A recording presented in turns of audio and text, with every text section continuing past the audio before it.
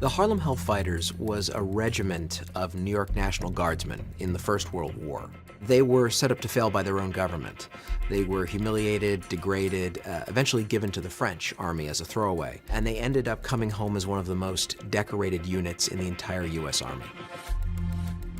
The Harlem Hellfighters are one of the most important regiments in American history. In World War I, they helped to establish to the entire world the power of black soldiers in the military.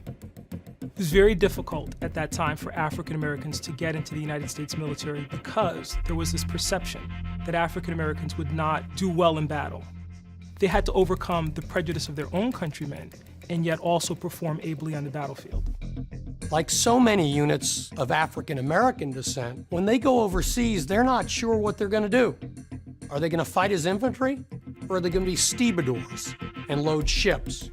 Or are they going to be labor units and cut wood?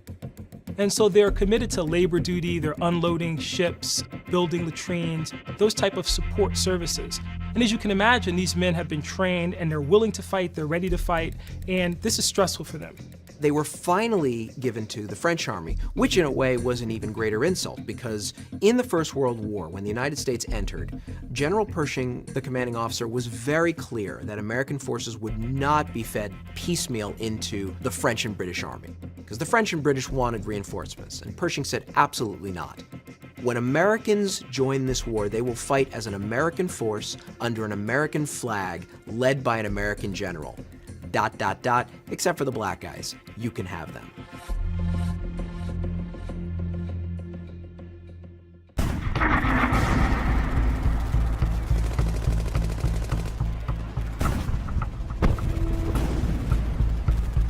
Henry Johnson is perhaps one of the most remarkable black military heroes in U.S. history.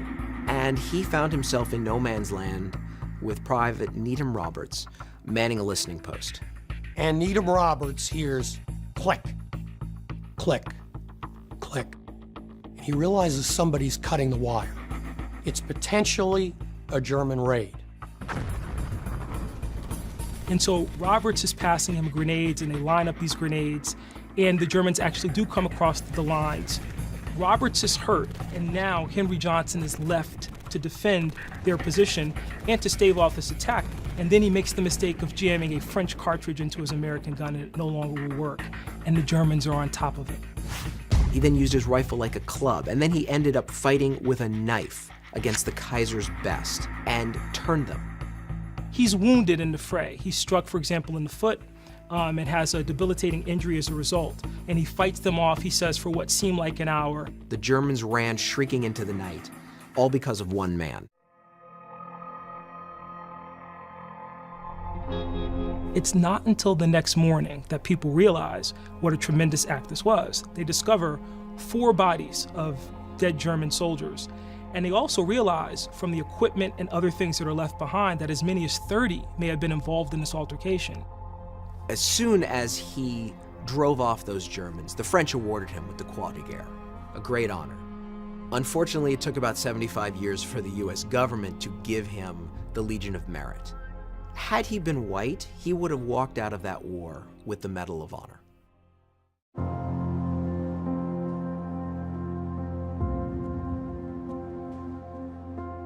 What was so shocking to me when I began to research the story of the Hellfighters was that after they had performed so magnificently in combat, the United States government actually sent a memorandum to the French government, essentially implementing Jim Crow. Essentially saying, don't give them some notion that they are equals because we don't want them taking that notion back to the United States and demanding equality. When they come back to the United States, he's not awarded the Purple Heart. There's no notation in his military record of his injury.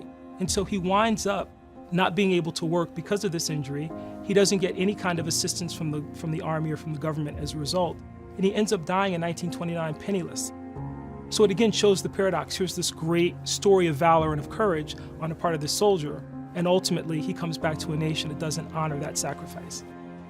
We tend to think we all know American history so well, but the story of the Harlem Hellfighters should be one of the first stories told. It wasn't about killing other people, it was about being Americans and serving their country well. That was the inclination of the Harlem Hellfighters.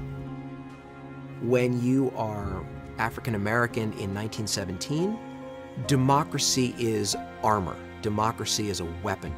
And to fight for a war to make the world safe for democracy was something more than just some ethereal crusade for the Hellfighters. It had concrete results. They were fighting for the rights to be a citizen of the country that they were born in.